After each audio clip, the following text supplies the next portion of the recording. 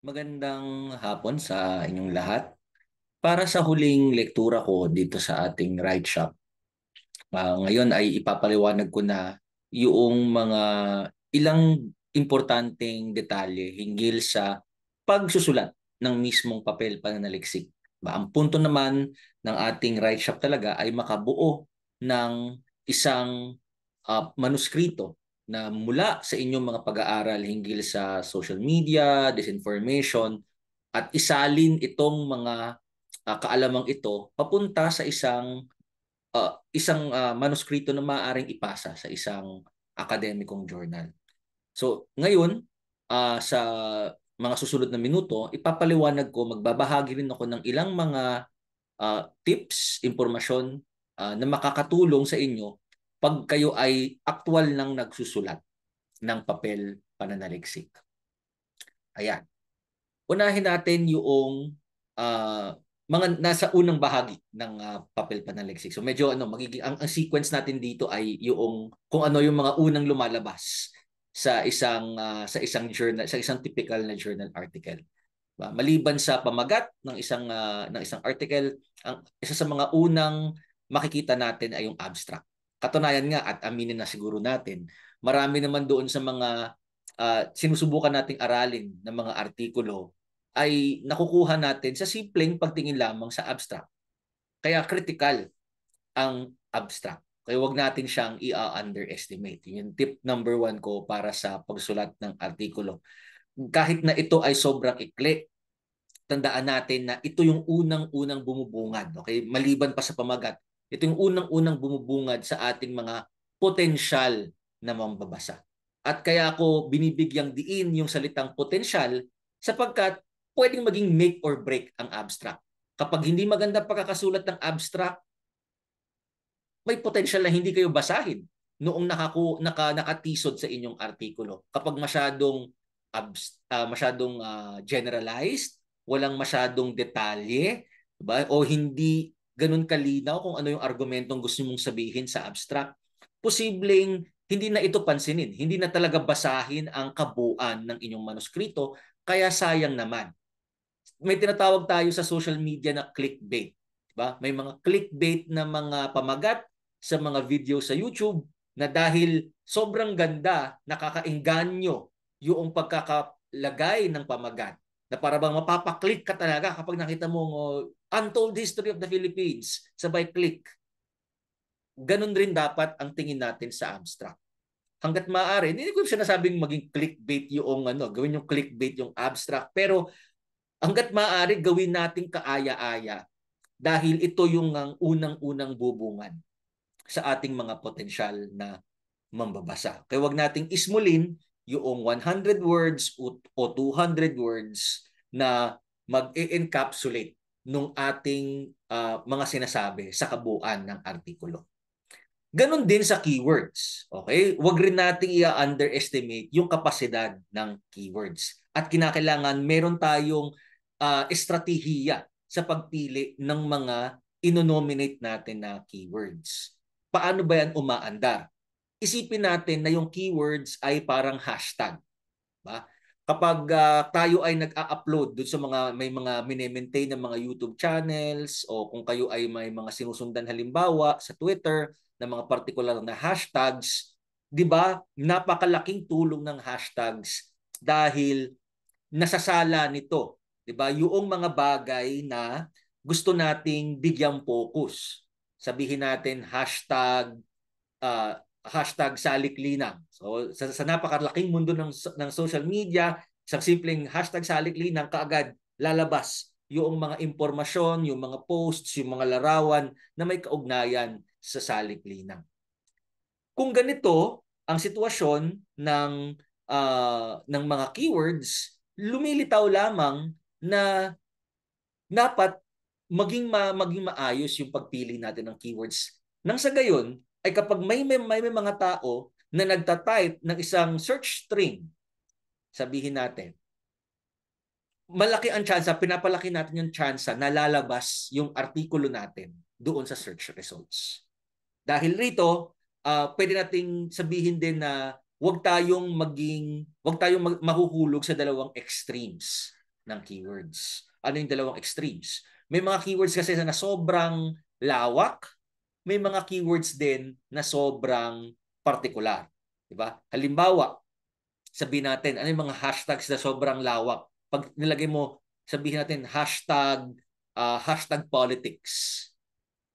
Ang dami-daming politics, di ba? Ang dami-daming mga article tungkol sa politics na hindi naman social media related. Pwede political science, o pwede political history. O di ibig sabihin, malalamp lahat yun doon sa search query na politics. At ganun din naman, kapag ilagay natin yung pwesto natin, ilagay natin yung sarili natin sa pwesto ng isang taong mananaliksik, wala namang naghahanap ng relevant RRL na ang itatype niya ay napaka-general na term, gaya ng politics. Sa kabilang banda, ang isa namang pitfall ay yung pagiging masyadong specific. Kung kunwari naglagay ka ng mga hashtag ng mga pangalan ng tao na hindi naman ganun nakakilala doon sa iyong artikulo, parang nasasayang yung mga keywords na pwede mo sanang ilaan sa ibang mga particular na iba pang particular na keywords o mga geographical places na hindi naman masyadong sinesearch ng mga tao doon sa iyong field of study na ginagalawan. So doon lang tayo sa gitna. Huwag masyadong general at huwag din masyadong specific. Ilagay natin yung sarili natin sa pwesto ng isang researcher. Tanungin mo ang iyong sarili, kung ikaw ay researcher at naghahanap ka ng mga relevant materials para dito sa ginagawa mong pananaliksik, paano ka magta-type sa Google? Paano ka magta-type sa isang online database gaya ng JSTOR? Ano yung ita-type mo? Isipin natin, think ahead, ano kaya yung mga salitang iyon? Baka po pwedeng ito yung mga piliin nating keywords nang sa gayon ay tumataas yung tsansa na tayo ay papasok doon sa search results nung ganitong klaseng mga mananaliksik. And by the way, in terms of being strategic with keywords, another important piece of advice na pwede ko maibigay ay hanggat maaari, huwag nating ulitin yung mga salita na nandoon sa pamagat ng ating artikulo. Kasi kung kunwari meron ka ng artikulo na populism during the time of Duterte. Sabihin natin ganyan yung pamagat ng artikulo mo. Kadalasan kasi sa mga search engines na naglalagay ng mga o gumagalaw sa mga online databases ng mga academic articles, kasama naman doon sa algorithm ng pag-search nila yung pamagat ng mga artikulo. So kung mayroon ng populism doon sa pamagat ng artikulo mo at ang gagawin mo pang keyword ay populism din, parang sayang. Kasi lalabas naman yun dahil nandoon na siya sa pamagat mo. At sa mga journal na meron lamang maximum number of keywords, para bang nakapanghihinayang na pwede ka pa sana magdagdag ng isa pang hashtag, ng isa pang keyword para tumataas yung tsansa ng searchability ng iyong artikulo. Ganon din sa mga geographical locators. Tingin ko isa sa mga pinakapangit na keyword na gamitin kung kayo ay nagsusulat ng papel pananaliksik hinggil sa social misdisinformation sa Pilipinas ay kapag gagamit kayo ng keyword na Philippines. Lalong-lalo na kung yung Philippines ay lumilitaw na doon sa iyong pamagat, 'di ba? Wag mo nang gamitin yung Philippines. Sayang yung keyword na yun na pwede po ng ilaan sa iba pang bahagi, sa iba pang aspekto ng artikulo mo, 'di ba? Na magpapaganda sa tsansa na lalabas ang artikulo mo doon sa search results ng mga kapareho mong mga mananaliksik. So be strategic with the keywords. Talo naman tayo sa introduction. Ano ba dapat ang nilalaman ng introduction? Paano ba ito isinusulat? Ako bilang isang manunulat, kapag sinusulat ko yung mga unang talata ng isang artikulo, hanggat maaari ayoko na ako ay magsisimula sa isang napaka-abstraktong konsepto. Kunwari ito ay tungkol sa populism, at ang nagiging ang default na paraan mo ng pagsusulat ay populism, tapos tatalakay mo yung konsepto na napaka theoretical, napaka abstract. Tandaan rin natin na maliban doon sa abstract, 'di ba? Ang unang titingnan ng mambabasa ay yung syempre yung first few paragraphs. At kapag doon sa first few paragraphs ay hindi mo kaagad nakuha yung atensyon ng mambabasa, malaki yung tsansa na hindi na niya itutuloy-tuloy pa yung pagbabasa doon sa iyong artikulo. Sa halip na kung halimbawa nga ang iyong paksa ay populismo, sa halip na pumasok ka doon sa pagtiteorisa hinggil sa populismo, papaghihimay sa theoretical nitong balangkas, bakit hindi ka magbigay ng isang insidente na nagpapakita noong populismo na gusto mong palitawin doon sa iyong artikulo? Pwede kang maglahad ng isang pangyayari o pwede kang maglahad ng isang estadistika na parang 50% or 95% of Filipinos, blah, blah, blah, blah, blah. Hanggat maaari, kumuha ka ng isang bagay na talagang konkreto, spesifiko, at kukuha ng atensyon ng iyong mambabasa.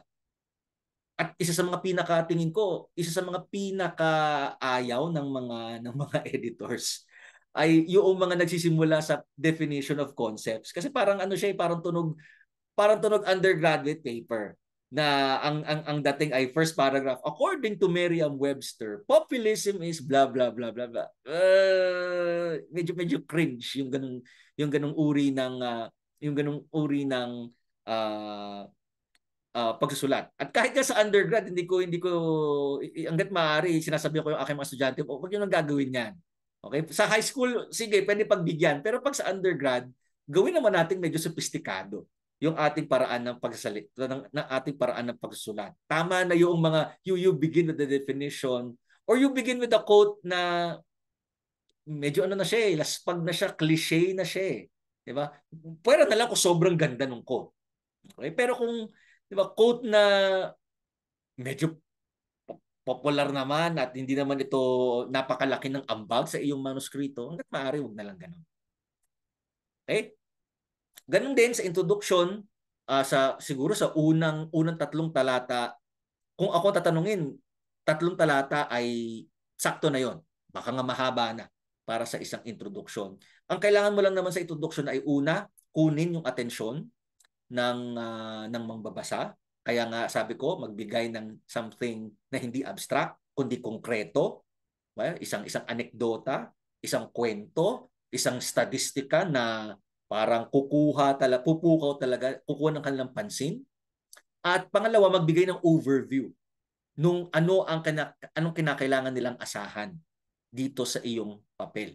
Para bang table of contents. Dahil wala naman table of contents ang isang journal article, yung introduction na magsisilbing table of contents. Not necessarily structure. May mga ilang journal editors na gusto nila sa introduction, yung may akda ay magbibigay ng structure of the paper. Na in this section, I will tackle this. In this section, I will tackle that. Pero kung hindi naman ito requirement ng journal editor kung saan kayo nagsasubmit ng papel, pwedeng hindi naman siya gawin. Hindi siya gawin na napaka very rigid na in section 1, section 2. Pwedeng simpleng overview lang. Nasasabihin mo, ito yung premise 1, ito yung premise 2, diba? Ito yung nakuha kong data and therefore I conclude. Pwedeng ganon.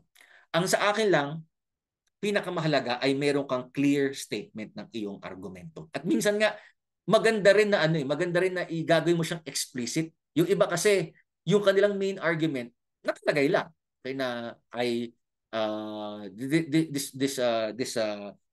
article is all about blah blah blah blah. I argue that etc. etc. Minsan maganda na meron kang ganung klaseng very explicit, direct to the point na I argue, di ba? Or my article argues that, etc. Para malinaw rin talaga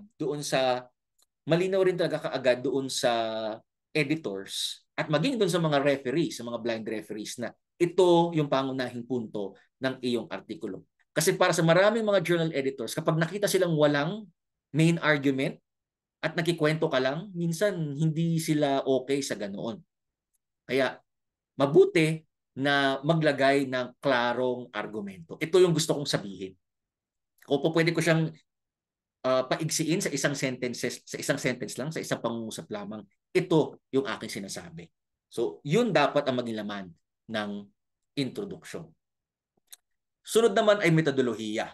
At sa metodolohiya, ang pinaka-critical dito ay yung research ethics. Hindi ko na tatalakayin pa yung mga iba't ibang paraan ng metodolohiya kasi iiba-iba tayo, depende tayo ng sitwasyon. Kung ang iyong gagawin ay content discourse analysis, iba ang metodolohiya niyan kumpara sa kung ikaw ay gagawa ng analysis ng political economy. Kung saan hindi ka lang basta magtatalakay ng content, kundi ikaw ay titinan mo yung money trail o yung architecture noong disinformation network. Depende yan. So, wala ako sa lugar para magpataw ng isang one-size-fits-all na uri ng advice. Pero kung meron mang isang payo na pwede ko sabihin na applicable sa lahat, ito ay yung halaga ng research ethics sa methodology. Okay. Kung ikaw ay isang journal na nirerespeto mo ang trabaho ng pagiging scholar at nirerespeto mo yung integridad ng knowledge production, dapat tinitingnan mo yung research ethics. So, lagi itong sinasala, binubusisi ng mga editors. Huwag natin itong basta-basta na lamang, ay, okay na yan. Basta may data, ang importante may data. Ano na bang pakialam ko kung kailangan ko pa bang ipaliwanag kung paano ko siya ginawa? Oo, kailangan mo ipaliwanag kung paano mo siya isinagawa. Hindi sapat sa isang journal editor na meron kang data at sinuri mo yung data at meron kang conclusion. Palaging importante sa mata ng isang patnugot na paano nakuha nitong mga mananaliksik na ito yung datos na ginagamit niya para sa pagsusuri. At kung nakita niya na may butas ang iyong research ethics o di kaya ay wala kang sinabi at all tungkol sa research ethics, malaking X yan. Malamang hindi yan papasa. Lalong-lalo na sa field natin na social media. Kasi kung ako ay researcher sa kasaysayan at ang aking ginagawa ay pagbubusisi lamang ng mga archival documents, halos walang research ethics at tinitignan dun eh. Kasi mga papel yun, piraso ng papel. At yung mga taong tinutukoy doon ay mga matagal ng patay. Diba? Maliban na lang kung ito ay contemporary history. Pero kadalasan ay pag sinabing history, mga taong wala nang kinalaman. Diba? Kung may meron ko sabihin na medyo masama, matagal na silang lumipas, kahit yung mga kamag-anak nila matagal na rin pumanaw, hindi ka kinakailangang mag-alala hinggil sa ethics ng iyong pananaliksik.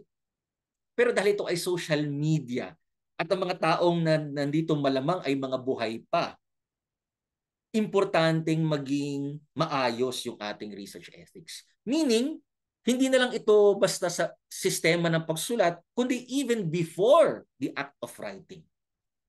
Meron na tayong mindfulness hinggil dito. Pangunahin na dyan ay yung consent. Kung ikaw ay magsasagawa ng research interview at magtatanong ka, gaano po kayo katagal sa social media, ano yung mga pinopost ninyo, kahit na yan ay ordinaryong sibilyan, importanteng makuha mo yung consent nila na sila ay pumapayag na mapasama sa interview, na sila ay pumapayag na mapasama kung kunwari yung datos tungkol sa kanila, at lalong-lalo na kung meron kang sasabihing mga sensitibong impormasyon tungkol sa kanila. May data privacy rin tayong pinangangalagaan. Pag binanggit mo yung kanilang totoong pangalan, dapat yun ay may karampatang consent dahil may issue ng data privacy. Pinayagan ka ba nila na ilathala yung kanilang pangalan bilang bahagi ng kanilang ng iyong pananaliksik o yung kanilang muka? Pag lilitaw yung kanilang muka sa isang larawan na masasama bilang isang accompanying figure sa iyong artikulo, nagpaalam ka ba sa kanila? At pumayag ba sila na mapasama yung kanilang muka? Kahit nga sa social media na alam natin, maraming mga anonymous personality sa social media, may mga gumagamit ng mga fake identities. Pero kahit itong mga bagay na ito ay importanteng ma-anonymize kung hindi naman sila pumayag in the first place. So minsan, kailangan lang simpleng kapag wala kang research ethics, kapag wala kang nakuhang consent, pwedeng i-black out o i-censor yung pangalan nila at hayaan na lamang nakalista yung content na iyong sinusuri. Especially doon sa mga ang balak nilang gawin ay discourse analysis. Kasi aminin natin, hindi rin naman talaga kadalasang available for interview, hindi rin kadalasang available in giving out consent yung mga tao na nag-a-appear sa social media. Diba? So, pwedeng as a remedy, i-blackout na lamang natin i-blackout na lamang natin yung identity nila, yung profile picture, yung pangalan, at ang lilitaw na lamang dito ay yung relevant content na gusto nating isama doon sa ating pananaliksik.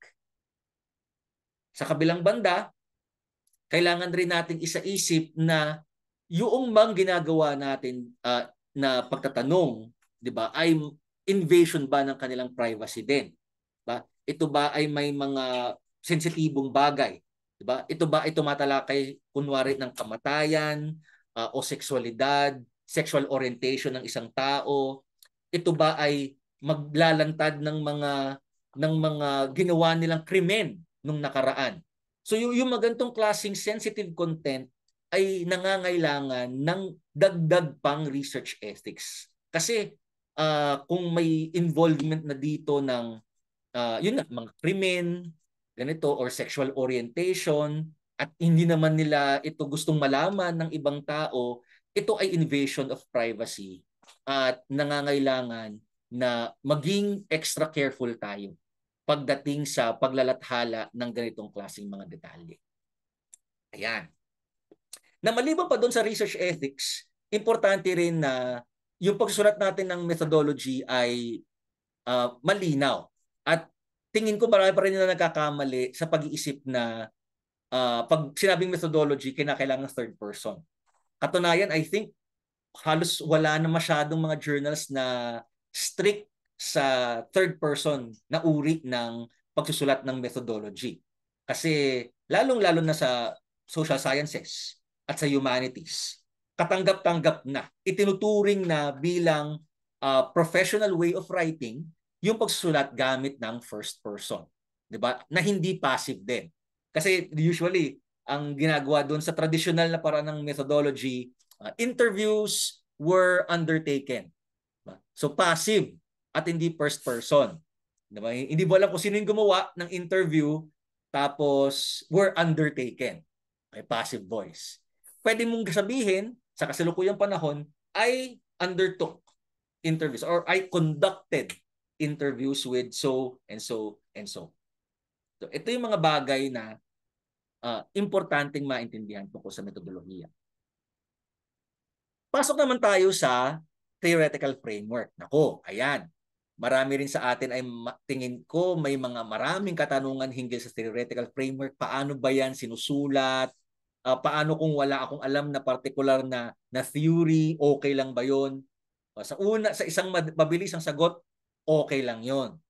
Kasi ang major misconception tungkol sa theoretical framework ay kinakailangang meron kang parang big theory na gagamitin at ito yung ilalapat mo sa iyong mga datos. Hindi yun totoo. May mga pagkakataon na, oo, gagamit ka ng isang theory with a capital T. Anong ibig ko sabihin dyan? Yung mga theory na may labels, may pangalan. Halimbawa, I'm using the theory of Marxism.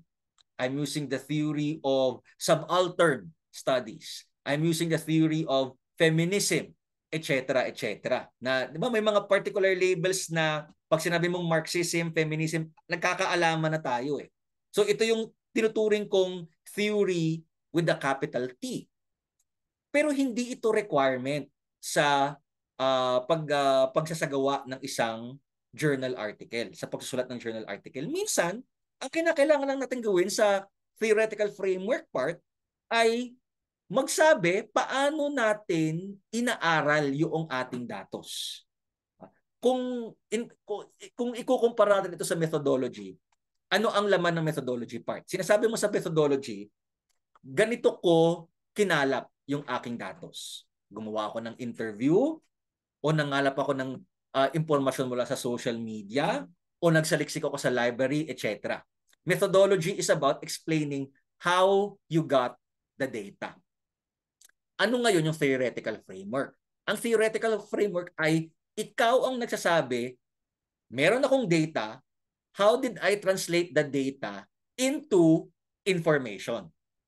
Kasi hindi siya ganun kasimple eh. Hindi porket meron kang data ay meron kang information. In fact, pwede nga ang mangyari ay halimbawa, dalawang magkaibang mananaliksik. Parehong binigyan ng same exact data sets. Pero hindi palaging mangyayari na kahit same data set sila, pareho sila ng impormasyon na mailalahad after analyzing the study. Sa makatuwid, anong nangyari? Bakit nagkaiba? Bakit pareho sila ng exact data sets, pero iba yung impormasyon na nailahad nila in their research papers? What happened in between? Ang nangyari kasi doon ay magkaiba sila ng balangkas na ginagalawan. Magkaiba sila ng theoretical framework. Diba? Pwedeng ito yung nakuha kong datos pero I nag-interpret ako using Marxist analysis. Surely, someone na kahit parehong dataset pero inanalyze naman ito using subaltern studies o a feminist framework, natural, yung end product, hindi sila pare-pareho. So, pwedeng hindi ito theory with a capital T din. Kasi minsan, hindi naman talaga siya applicable. Minsan, talagang sa theoretical framework, it's just you explaining how did you get from data to application. From data to information. Pwede nga gawin mo ay sa theoretical framework na tingin ko ito yung pinakamadalas na nangyayari. Mayroon silang nabasang isang partikular na artikulo na natuwa sila sa paraan ng artikulong iyon at gusto nilang ilapat sa kanilang nakalap na datos. Pwede yon. Pwede yon. Hindi naman kinakailangang theory with a capital T. Sasabihin mo lamang sa theoretical framework section na I've read in this particular related literature that you can analyze these kinds of data using this kind of framework, and I'll be using so and so's framework in analyzing my own data. Pwedeng ganon. So hindi nga kinakailangang theory with a capital T. Sinasabi mo lamang sa iyong mambabasa na ito yung pamamaraan mo ng pagsusuri doon sa datos na iyong nakalap. Alam ko medyo mahirap siya, lalong-lalo na kung hindi tayo sanay. So sa akin, minsan, I think, medyo strategic din.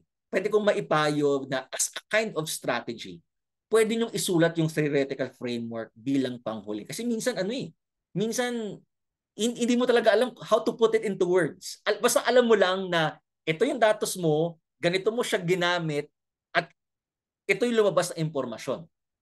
Kaya ang lumilitaw naman, parang you need some time na natapos mo nang isulat yung papel, na translate mo na yung data into information and yung information into something that you can analyze, 'di ba? And conclude, 'di ba? Pwedeng unahin mo muna 'yon. At saka ka na lamang mag-iisip, magre-reflect, ano nga bang ginawa ko in between? Paano ko nga ba siya sinulat? Paano nga ba ako nakarating sa puntong ito? Ano yung tulay na ginamit ko for me to be able to transform data into information ready for analysis?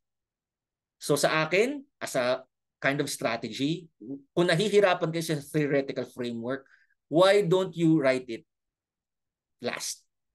Ihuli ninyo. Pagtapos na kayo sa lahat-lahat at meron na kayong oras para mag-reflect, sabihin niyo, tanong niyo sa inyong sarili, paano ko nga ba siya ginawa? Ano yung pamantayan ko. Ano yung balangkas ko para sabihin ganito ko haharapin yung aking datos. Kaya yun, no problem kung ito yung ihuhuli ninyong bahagi. Sunod naman ay yung data presentation. Sabi ko nga kanina, metodolohiya ay yung pagpapaliwanag mo paano ka kumuha ng datos. Tapos yung theoretical framework, ipinapaliwanag mo paano mo na-convert yung datos into information na i-analyze mo. What's your mode of analysis?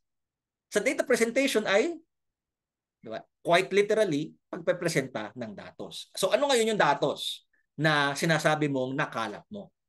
At maraming paraan ng pagkalap ng datos. At sa kasalukuyang panahon na, at given na ang topic natin ay social media, disinformation, napakahalaga ng paggamit ng mga tables, talahanayan, ng mga figures, especially kung kunwari ay ang topic ninyo ay disinformation na non-textual, gaya ng mga memes. Okay, mga memes, pakalat-kalat yan eh. How do you explain in words ang isang particular na meme? Ang hirap eh. Rather than just explain it, why don't you include a figure, an image of the meme? O kung video, hindi ka naman pwede mag-attach ng video attachment, pwedeng screenshot ng isang particular na video. Tables and figures are your friends. Malaking tulong yan, lalong-lalo na para mahikayat din yung mambabasa na tignan ang iyong artikulo. Ganon din, diagrams. Crucial yan, especially for those who are into political economy analysis o yung platform analysis. Although kahit nga sa discourse analysis, ano rin siya, applicable rin yung mga diagrams. Lalong-lalo na given our topic. Kung ang inyong paksa talaga ay social media, disinformation, remember that this is all about, this information ecology is all about networks. Di ba? At yung networks na yan, hindi yan nagde-disseminate na parang usok na boom. Parang basta meron kang pagsabog, kakalat lang yan ng ganyan na parang usok. Hindi eh. Meron itong ginagalawang pattern. In the same way na yung ating panunood ng Netflix ay may algorithm na mayroong essentially mathematical formula na nagsasabi ito yung mga gusto niyang panoorin. Ganon din tayo dapat sa mga diagrams natin, di ba? Ipaliwanag natin yung ating mga datos sa paraan na nakikita ng mga mambabasa paano halimbawa may isang particular na social media content, paano ito napupunta na share ng ibang mga tao? Is it just a matter of sharing? Is it just a matter of organic engagement? Kasi alam rin naman natin, hindi na ito kaila sa marami sa atin, sa mundo ng social media, may organic engagement at mayroon rin mga hindi organic na engagement. May mga advertisements halimbawa na kino-coordinate nila kung anong oras lalabas itong particular na mga social media posts na ito. And actually kami rin sa Abacada, kailangan kong aminin na sa Abacada inaaral din namin ito. Kailangan kami maglalabas ng fact checks. At sa pamamagitan ng masinsing pag-aaral ni Gio Giang, ni Professor Giang, natukoy niya na sa social media pala, may mga specific times. Ang Facebook halimbawa, ang Twitter halimbawa, ang Instagram, may mga particular na oras ng araw na ito yung pinaka-ideal na paglalabas ng social media content kasi na ma-maximize yung engagement. Huwag yung gagawin ng hating gabi. Walang mga gising ng hating gabi. Huwag naman masyadong sobrang aga. May specific times na ito ay lalabas. So kung ganito yung ecology ng social media, ng social media world, critical sa atin na mapalitaw ito using diagrams. Kasi nga, networks. And what's the best way in explaining networks? Alam natin na mga journal articles, highly textual yan. At kung alam na nga natin highly textual ang mga journal articles, tapos ipapaliwanag pa natin yung galaw ng social networks in words using paragraph form, hindi siya nakakainganyo itignan eh. In contrast, kung kayo ay mag-extra effort, di ba dagdagan na rin naman natin. Total, nagsusulat na rin lang naman tayo ng artikulo eh. Why don't we go the extra mile and say, gagawa ako ng kahit simpleng diagram nga. Hindi naman kinakailangan ano yan eh, na parang very very techy and very sophisticated artwork. Minsan kahit simpleng linya lang yan na iginuhit o yung mga lines na makikita natin sa Microsoft Word or Google Docs or minsan PowerPoint presentation. Pwede nga natin gamitin yung PowerPoint para magsagawa ng mga diagrams, flow charts. Sino yung pag pinaliwanag natin yung architecture of this information, sino yung mga masterminds, sino yung mga boss, sino yung mga micro-influencers, saan pumapasok yung organic sharing, lahat ng mga yan, yes, eventually you will have to explain them in words, but in order to engage your audience, just like in social media, sa mga artikulo natin, lagyan natin ng diagrams kasi napakalaking tulong yan. At minsan, ito na mismo yung nagbibigay sa atin ng ideya paano ito sasabihin in words. So, familiarize yourself with diagrams kasi critical yan in explaining and interpreting networks. At sa kaso naman, nung mga tao na magsasagawa ng interviews bilang bahagi ng kanilang metodolohiya, at ito ay isang malaking aral mula sa larangan ng sosyolohiya, etnografiya, napakalaking bagay na nagagawa ng mga direct quotes. Minsan kasi ang tendensiya ay dahil pare-pareho ng sinasabi yung mga interview respondents natin, na yung respondent A, essentially inulit niya lang yung sinabi ni respondent B in another interview or in another focus group discussion. Okay, sige. So to summarize what they said, total pare-pareho lang sinabi, ilalagay mo doon, isa-summarize mo in one paragraph. Okay, maganda. Pero mas maganda kung yung point na gusto mong i-emphasize ay dadagdagan mo ng direct quote. Ang laki-laking bagay nung ano eh. Ang laki-laking bagay na nagagawa nung direct quote, verbatim, dahil minsan pa nga yung ano niya, yung roughness niya na hindi masyadong articulate yung interviewee, tapos nadadagdagan siya ng mga pause, ng mga ng mga redundant words. Minsan maganda silang ano eh, i-maintain doon sa direct quote just to give that sense of authenticity na ito talaga yung sinabi nila. Kasi pag nakita mo, pag yung mababasa ay nakita niya yung paraan ng pagkakasabi straight from the horse's mouth, ika nga, noong source of information, it heightens the authenticity rin of the journal article. Hindi ka lamang basta humuhugot sa hangin, you're actually getting it from someone. But then again, balik tayo sa research ethics, if you are directly quoting someone at bigla mong ilalagay yung kanyang pangalan, please ensure na nagbigay ng free prior consent yung taong iyon. Kasi kung hindi, ay X yan. Research ethics yan. Data privacy yan. Huwag tayong padalos-dalos in terms of quoting people tapos ilalagay natin yung mga pangalan nila. And also, hindi ko na siguro kailangan sabihin ito, but sometimes nakakalimutan ng mga tao, in an interview, pag sinabi ng interview respondent na this is off the record, respect their privacy. Respect their decision na magsasabi sila ng bagay sa iyo, pero off the record, wag na wag ninyong isasama doon sa inyong artikulo. Talo na tayo doon sa, I think, pinakamahalagang bahagi ng pagsusulat ng papel pananaliksik. At ito yung pagsusuri, analysis. At ilang mahalagang punto pagdating sa bahaging ito, sa section na ito ng inyong papel. Pagdating sa data analysis, huwag tayong bara-bara. Kasi importante na yung ating mambabasa ay makasasabay. At hindi exaggeration na kadalasan sa isang journal article, dito nawawala yung mga mambabasa. Nakakasunod pa sila doon sa intro, nakakasunod sila sa methodology, nakakasunod sila dito sa data presentation. Pero pagdating sa analysis, parang ano nga ba sinabi nito? Parang ang dami na niya sinabi in terms of the numbers of paragraphs, pero hindi niya magets. At the usual suspect sa pagiging kalat ay kapag hindi klaro yung presentation ng data. Anong ibig ko sabihin dito? Sa disiplina kasi ng kasaysayan, napakadali. Bakit? Dahil ito ay historical, ano yung default na presentation of data analysis? Chronological. Diba? Saan ka nakakita ng isang historical research paper na yung kanyang data analysis ay patalon-talon na yung una nangyari noong 1980, tapos biglang napunta ng 1986, tapos tatalon na naman pabalik ng 1979. Hindi yan tama.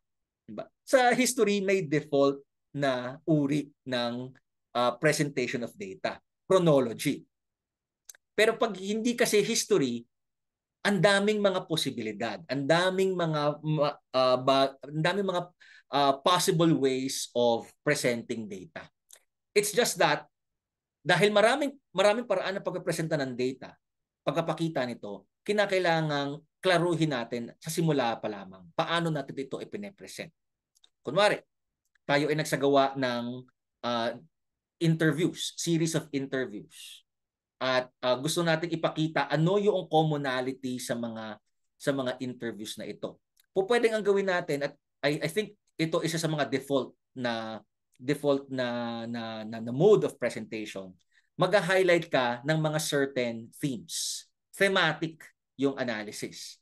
Na may na-identify ka na, let's say, 3 themes. Kunwari doon sa interviews mo, sasabihin mo doon sa data presentation na in the interviews that I conducted, diba, and based on the transcripts of these interviews, I was able to pinpoint 3 themes. Let's say 1, populism, 2, human rights discourse, and 3, authoritarianism. Okay? Kung sasabihin mo yun sa simula pa lamang na ito yung enumeration mo, populism, human rights, authoritarianism, at nakalista na siya ng malinaw, makakasunod yung mga mambabasa na, okay, so sa first part ng analysis, yung interviews ina-analyze in terms of the first 3, populism.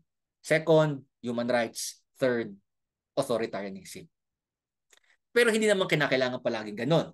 Okay? Hindi naman standard way of presenting ay thematic. Pwedeng ang mangyari din ay sa kaso ng mga nagko-content analysis, pwedeng ang gawin nyo rin ay in terms of platforms.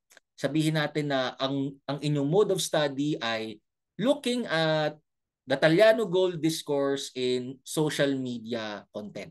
Tapos ang scope ng analysis ninyo, social media na multiple platforms. Meron kang Facebook, meron kang TikTok, meron kang YouTube. Sa ganung klaseng latag ng methodology, I think it's a good idea na ang presentation ng data platform rin, based on the platform. So sabihin mo, for the first part of the analysis, Facebook data muna. Second part, TikTok data. Third part, YouTube data. Pwedeng ganun din. Diba? Pero kung may naka-identify ka ng themes, pwede rin namang thematic. So, wala talagang default. Walang one size fits all na mode of data presentation kasi nakadepende rin talaga yan sa gusto nyong latag at sa gusto ninyong linya ng argumentasyon sa inyong mga papel. At the same time, at this is the second point, huwag kayong masyadong mag-data dump. Lalong-lalo na yung maganda may mga figures, maganda may mga tables, pero minsan pag sobrang dami naman ng data at hindi na ito klaro kung paano nakakatulong, sa halip na makatulong yung napakaraming datos, nakakasagabal ito at nakakagulo noong sitwasyon. So piliin lamang yung mga datos na talagang makatutulong para bigyang basihan ang inyong mga argumento. And lastly, huwag niyong kalimutan yung iyong theoretical framework. Kung kunwari, sinulat niyo yung theoretical framework class, balik kayo dun sa analysis. Diba? At isulat muli yung analysis in such a way na yung theoretical framework ninyo ay nagkakaroon ng sense. Kasi minsan may mga tendensiya rin yung mga mananaliksik na nagsabi sila ng theoretical framework doon sa isang section, tapos pagdating na sa analysis, hindi mo na makita bakit ito yung theoretical framework na ginamit niya? No? Saan na siya napunta? Huwag niyong walang bahala. Kaya nga nyo nga pinili yung theoretical framework na yun kasi supposedly, yung balangkas na yan ay ang ginagamit ninyong pamamaraan to analyze your data. Diba? So kung hindi nyo babalikan yung theoretical framework and saying explicitly, ito yung theoretical framework ko, ito yung datos ko. Sa ganitong paraan, through this framework, sa pamamagitan ng balangkas na ito, napalitaw ko yung ganitong klaseng impormasyon batay sa datos na iyan. Diba? Huwag niyong kakalimutan yung inyong theoretical framework. At medyo malapit na tayong matapos, conclusion. Okay? Mahalagang-mahalaga itong conclusion na ito. At madalas, may mga taong nagtatanong, ano bang dapat sinusunod sa conclusion? Parang feeling nila, iniulit lang nila yung mga sinabi nila sa kabuuan ng papel. To some extent, oo. It's a matter of restating. Diba? Parang nagpa-paraphrase ka lang, di ba? To say it in to say it in a different manner. Pero hindi lang yun eh. Kasi ang conclusion ay paraan sa iyo to recount, di ba? Balikan what are your main points and clarify the main argument. Balikan ninyo yung argumento ninyo. Kung ano yung sinabi ninyong main argument sa abstract, ano yung sinabi ninyong main argument sa introduction, it's a good sign.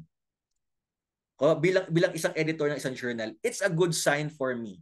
Kapag nakita ko na yung main introduction na binanggit niya, yung main argument na binanggit niya sa introduction, binalikan niya sa conclusion, given na ipakita niya na lahat ng datos, at sasabihin niya sa conclusion, ito yung mga datos ko, napatunayan ko yung aking argumento, and I'm restating it, but I'm also clarifying it. Bakit? Bakit kailangan ng clarification? Kasi minsan, may mga argumento na hindi naman applicable sa lahat. Sabihin mo, ito ay applicable lamang to a particular demographic. Ages 20 to 40. Or applicable lamang ito sa mga Gen Z. Or applicable lamang ito kasi ang ginawa mong pananaliksik ay sa Metro Manila lamang, hindi ka sigurado kung ito ay applicable sa iba pang mga Pilipino. Okay? So ito yung pamamaraan mo to not just restate the argument, but also ensure that your readers will not misunderstand your argument. Na ang argument ko, yung mga nagpo-post ng ganito sa social media, meron silang ganitong klaseng tendensiya. But let me clarify na it's not my intention to generalize kasi ito ay para lamang sa Metro Manila, para lamang sa Pilipinas, para lamang to a particular demographic. Okay? At pwedeng hindi rin ito applicable sa ibang platforms. Pwedeng totoo ito sa Facebook, pero hindi ito totoo sa YouTube. It's a way, kay pamamaraan ito. Kasi kapag babanggitin ganitong mga classic clarificatory statements in the middle of the analysis, minsan siya nakaka-distract. Diba? Although okay din siya paminsan-minsan, 'di ba? If you are komportable ka na pagsusulat, minsan okay din siyang ilagay doon sa gitna, but at the very least sa conclusion, dahil everything's done, 'di ba? Nasabi mo na lahat, you have enough space para sabihin, yes, I have this argument, but sometimes you have to put nuance. You have to make certain clarifications na hanggang dito lamang yung extent ng aking argumento. Pero kahit na ganoon, kahit na kinaklarify mo yung extent ng iyong main argument, alamin mo rin dapat na kung ganito yung main argument mo, so what are the implications? At iyon ay ang halaga ng conclusion. Ito tingin ko pinakamahalagang parte ng conclusion. Anong implikasyon ng iyong sinasabi? So kung kunwari, sinasabi mo na, batay sa aking pagsusuri, yung mga taong nanunood ng ganitong klaseng YouTube channel ay prone sa disinformation, anong implikasyon niyan? Sinasabi mo ba na you're suggesting na i-take down yung YouTube channel na yan kasi it makes people vulnerable to disinformation? Are you also implying na itong gantong klaseng demographic ng tao ay dapat tutukan ng media literacy? Are you saying na dapat sa curriculum ng ating mga paaralan, dagdagan pa yung mga media literacy courses, etc., etc.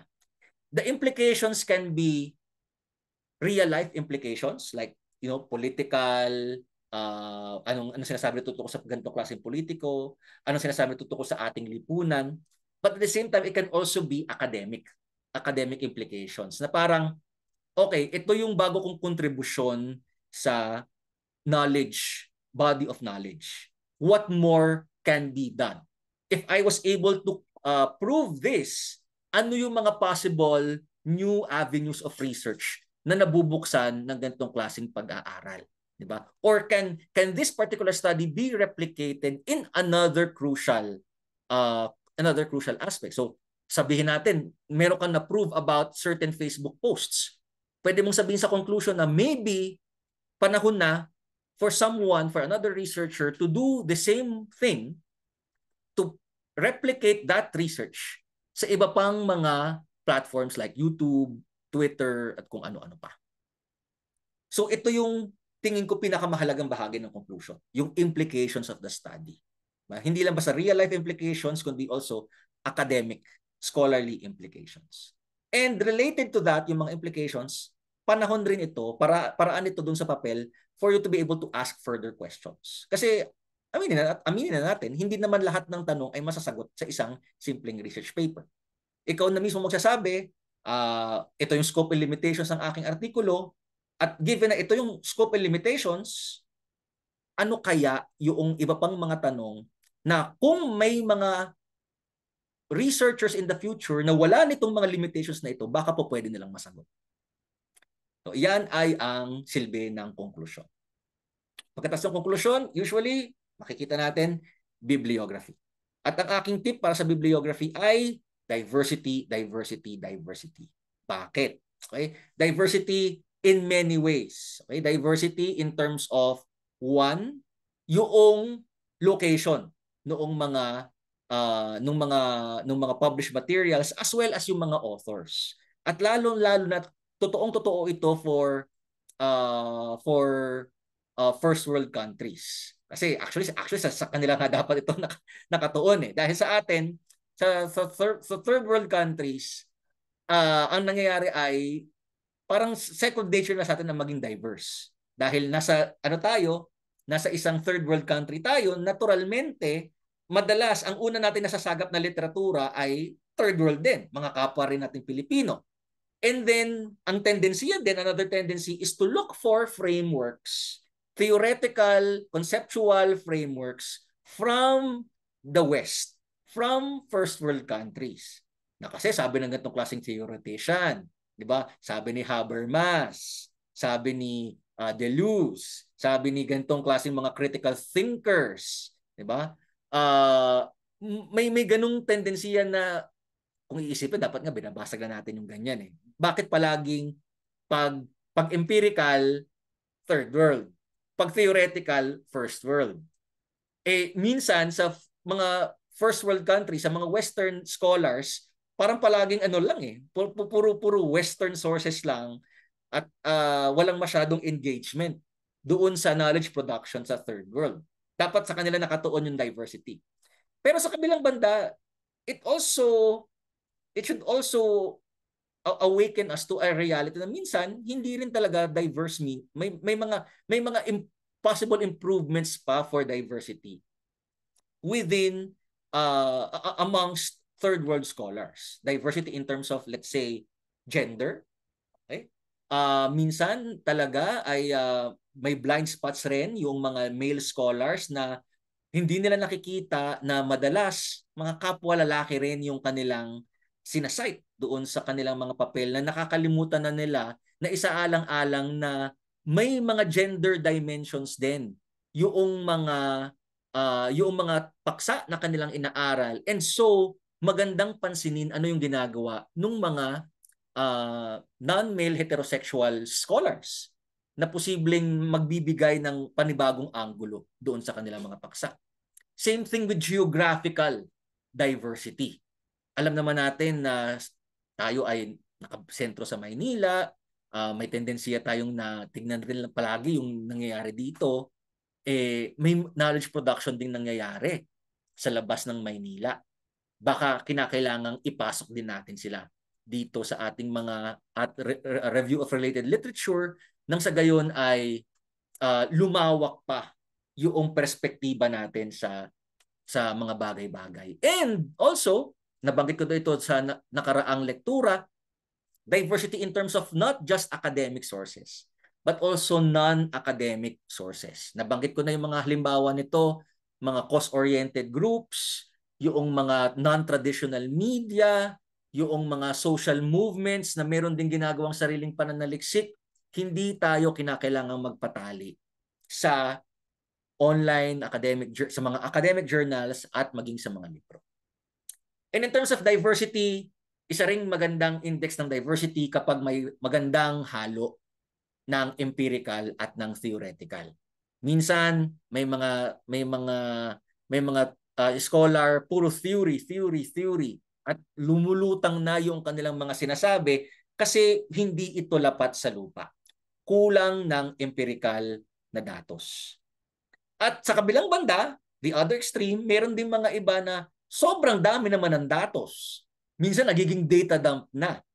At ang daming sinasabi about what's happening, ito yung ginagawa ng ganitong klaseng mga tao, ito yung content na nasuri niya. Pero kung wala rin namang theoretical aspect yan, anong ibig sabihin ng mga datos? Wala lang. Parang nagtambak ka lang ng datos na hindi namin alam anong kwentong gusto mong ikwento. Dapat ay healthy mix ng empirical at ng theoretical.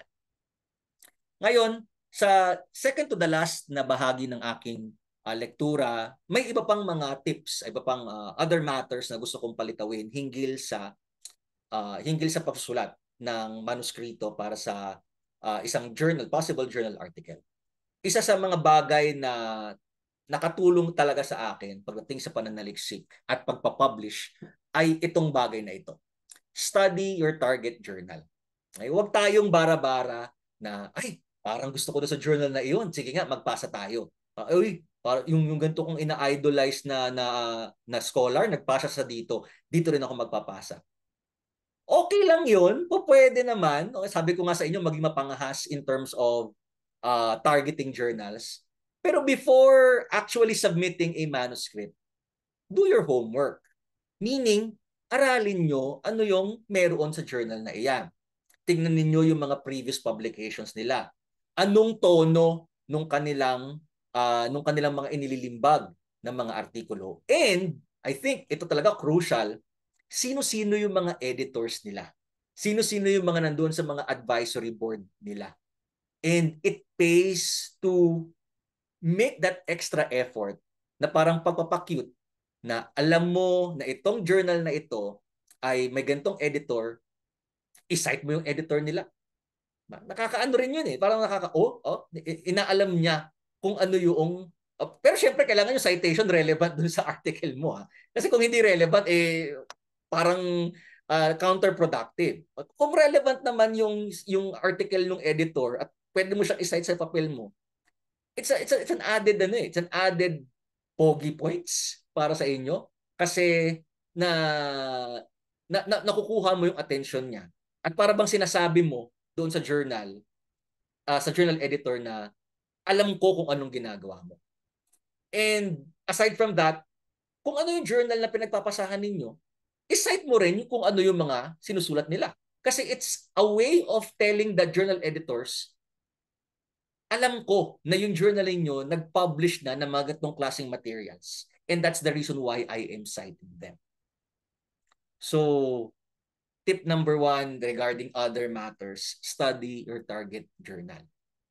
Ganon din, aralin nyo rin yung house style nila. May mga ibang journals, may mga copy editor sila. Halimbawa sa amin, may mga copy editors naman kami na sila yung mga nag-e-edit para, kung kunwari naka-APA yan, pero Turabian kami, Chicago Manual of Style kami, ita-transform namin to Chicago Manual of Style. Pero pogi points din pag nakikita ng editor na, uy, yung gantong submission, nag-effort na gamitin yung house style. Pag sinabing Turebian, Turebian. Pag sinabing Chicago, Chicago. Pag sinabing footnotes, hindi endnotes, footnotes, hindi endnotes. Okay? So yung mga ganong klaseng bagay, mga little things that can do a lot in terms of enhancing the profile of your submission. And I think one last dito sa item number 9. No such thing as a perfect manuscript. May mga scholar din na minsan hindi makalagpas doon sa o hindi makatalon doon sa final jump, which is actual submission. Kasi feeling nila, hindi pa to okay. Feeling ko kailangan pa ito baguhin, kailangan pa itong pakinisin, kailangan pa akong maghanap ng data. There's no such thing as a perfect manuscript. Kailangan nating ma-realize iyan. Minsan nga ako may mga artikulo ko na na-publish na tapos biglang makaka-encounter ako sa mga library trips ko na ay dapat pala sinama ko yun sa nauna ko na-publish. But that's the reality eh. Wala naman talagang perfect manuscript. Darating at darating ang panahon na yung inaasahan mo sanang datos na makapagpapaganda ng iyong artikulo, darating sa iyo post-publication na. So, what do you do? Lagi kang lagi kang ide-delay ang submission, hindi mangyayari yan. Magiging counterproductive lamang yan sa iyo bilang isang scholar. And no such thing as a perfect manuscript. It's just a matter of saying na pag binasa mo na sa kabuuan ng iyong manuskrito, from introduction to conclusion, at nakita mo na solid naman, malinaw naman yung argumento. And sometimes some people are, although hindi ko ito style pero according to some, ang ginagawa ng technique ay basahin yung kanilang manuskrito from end to start. Baliktad. Basahin mo muna yung conclusion, tapos akyat ka ng akyat, 'di ba? Hanggang sa makarating ka ng introduction, hanggang makarating ka ng abstract. Supposedly, kapag nagawa mo 'yun at naiintindihan mo yung artikulo, it means ready na siya. Hindi ko alam. I'm not suggesting that kasi hindi ko siya ginagawa. Pero baka gusto niyo subukan. Maybe. Baka sa inyo applicable. Ang sa akin lang ay kung susundin ko yung aking ginagawa, pag pinasadahan ko na siya, yung artikulo, yung manuscript, at malino naman yung argumento, wala naman ako nakikitang butas. Minsan, pwede pagandahin ng isang paragraph, pero sige, pwede na yan. Okay? Minsan kailangan rin natin na healthy dose of pwede na yan attitude. Kasi kung magiging perfectionist tayo, hindi tayo uusan. There's no such thing as a perfect manuscript. Minsan kailangan mo lang talagang itulak yung sarili mo papunta sa bangin at sabihin mong tatalo na ako kasi kailangan ko nang magbasa. At minsan, kahit feeling mo para hindi pa yata okay yun, pero dahil ipinasa mo na at pag bumalik sa'yo, apparently, some editors think, pwede na.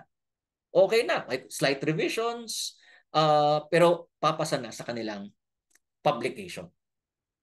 And then last item, post-submission. Okay? So nasabi ko na kanina, no such thing as a perfect manuscript. Ipasa mo na yan kapag nagawa mo na yung nakompleto mo na yung mga basic parts ng iyong manuscript. What happens now after submission? Huwag natin kakalimutan ito. Kasi una, tandaan natin na maraming mga journals ay punong-puno ng trabaho. Okay? At maraming mga journals din na minsan hindi rin talaga nila namomonitor yung mga pinapasa sa kanila. And so, magandang tip, pagkapasa mo ng manuskrito, magtanong kayo ng time frame. Wala naman mawawala sa inyo eh. Hindi naman malaking bagay yun na tagtanong ka lang. So kailan po kaya darating yung reports ng referees? Walang masama doon. Maganda yun kasi nagkakaroon kayo ng pagkakaintindihan, pagkakaunawa ng editor na magbibigay siya ng realistic time frame sa iyo. Pwede kasing at that particular point, talagang dagsa sila ng manuscripts, wala silang mahanap ng mga referees. At least the editor can tell you upfront, pwede ba kaming bigyan ng 3 months? Pwede mo ba kaming bigyan ng 5 months? Ganyan. At least ikaw, hindi ka nag-aalala. Kasi may mga pagkakataon na at ito nangyari na sa akin. Nag-submit ako ng manuscript at ang tagal-tagal. Umabot na ata ng 1 taon bago ako nakakuha ng feedback na, okay, dumating na pala yung mga reports. Samantalang ako, hilong-talilong na, may mangyayari pa ba doon sa manuscript ko? Nasasayangan ako kasi feeling ko ang ganda-ganda ng pagkakasulat ko. Kung ganito pala na delay, baka po pwede kong isubmit na lang sa iba. At para mawala na yung ganong klaseng pag-alala, magtanong ka na. Direct to the point. Ano po yung time frame ng aking submission in terms of getting the feedback from the referees? And kapag nagawa na yung feedback, pag nakuha mo na yung feedback, ako, tip ko talaga, as much as possible, mag-revise kayo kaagad-agad. Huwag nyo nang patagalin. Kasi usually yung mga journals nagbibigay sila ng leeway. Parang 6 months, sabihin natin. Parang after 6 months, dapat maipasa mo na. Medyo matagal yun, kalahating taon. Pero ako, kung hindi naman kayo tad-tad ng trabaho, pero yun na nga, alam naman natin, mga guro sa Pilipinas, kailan ba tayo hindi nawala ng tad-tad ng trabaho? Alam ko yan, okay? Pero kung kakayanin rin lang naman, maglalaan rin lang naman ng sapat na panahon hangga't maaari, revise right away. Yun na nga yung point natin dito eh. Sinasabi natin na ang buhay guro sa Pilipinas, never ka naman nawalan ng trabaho throughout the calendar year. So might as well, kung hindi ka rin naman magkakaroon ng free time, 'di ba, in the next few months, might as well gawin mo na siya kaagad. Bakit? Kasi una, pinagpapakita ito doon sa editor na seryoso ka doon sa iyong publication, na ito ay hindi mo parang binabaliwala lamang. And two, nandun ka pa sa frame of mind na sariwa pa sa utak mo ano yung mga sinulat mo. At ito yung sinabi ko nga kanina, 'di ba, na meron akong manuscript dati na sinubmit. Ang tagal. 1 year yung feedback from initial submission to referees reports.